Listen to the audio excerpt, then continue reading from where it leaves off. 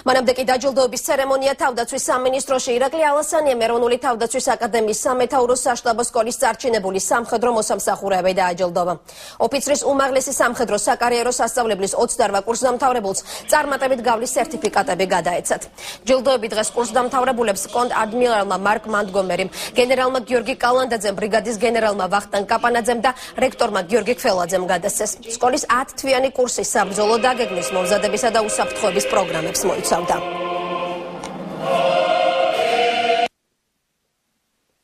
ჯერჯერობით საბოლოოდ ბიუჯეტი არ არის ჩამოყალიბებული, აქედან გამომდინარე ჩვენი საფინანსო სამსახურები აქ მუშაობენ ფინანსთა სამინისტროსთან და შესაბამისად, რა თქმა უნდა, შესაბამის კომიტეტებთან ჩვენს პარლამენტში, რომ საქართველოს შეიარაღებულ ძალებს კონდეს ადეკვატური დაფინანსება იმისთვის, რომ ჩვენ შევძლოთ ჩვენი მშვიდობის დაცვა და სამხედრო შეიარაღებულმა ძალებმა გააგრძელონ ჩვენი ქვეყნის დაცვა და საბრძოლო მზადყოფნა რო უნდა იყოს ამაღლებული. თავდაცვის აკადემიაში მიმდინარეობდა სამეთაურო საშტაბო სკოლაში სამეთაურო კურსი, რომლის ხანგრძლივობა იყო 10 თვე.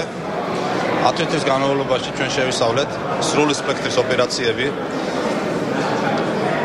დაგეგმვის, მომზადებისა და აღსრულების პროცესი, ასევე გადაწყვეტილების მიღების უნარები უფროს ოფიცერთათვის, რომელიც მდგომარეობს როგორც კრიტიკულ აზროვნებაში, ასევე შემოქმედებითი მიდგომაზე.